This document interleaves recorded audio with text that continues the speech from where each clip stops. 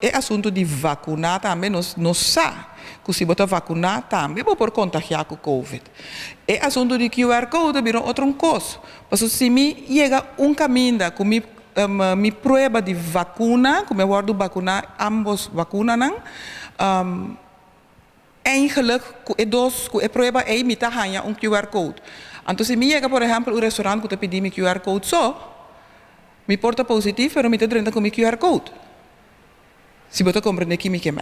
Passou, não é nem sabe, passou agora que esse sistema que o Covid está atacando gente, ou está infectando gente, hope bia a gente não está sentindo nada mesmo, não tem sintoma. Of é sintoma não está assim leve, que não está reparável, dus se você tem gente que está dizendo, ok, não está sentindo nada, ou ela tem anteira que está positivo, mas não está sentindo nada, então de 2 dias decidi, ok, me tem sali, pessoa, Covid passa bem. E Covid não vai ainda, mas aba não tem sintoma não de tal forma, então pior se vai vacinar, porque o sintoma não está roupa mais suave, roupa mais leve.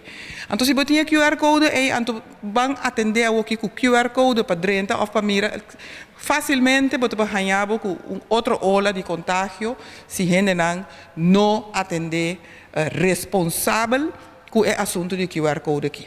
Nossa mama isla Holanda, que é um carranca abra fogo, que QR Code aqui, que constango na bingune, e agora aqui está uma situação que praticamente não está quase na bola introduzir lockdown. Está que tem consequências na boneira trove. Sowieso, nós ganhamos, se dado caso de lockdown na Holanda, nós ganhamos com a situação é para aqui na para o que trata é avião sowieso de Holanda.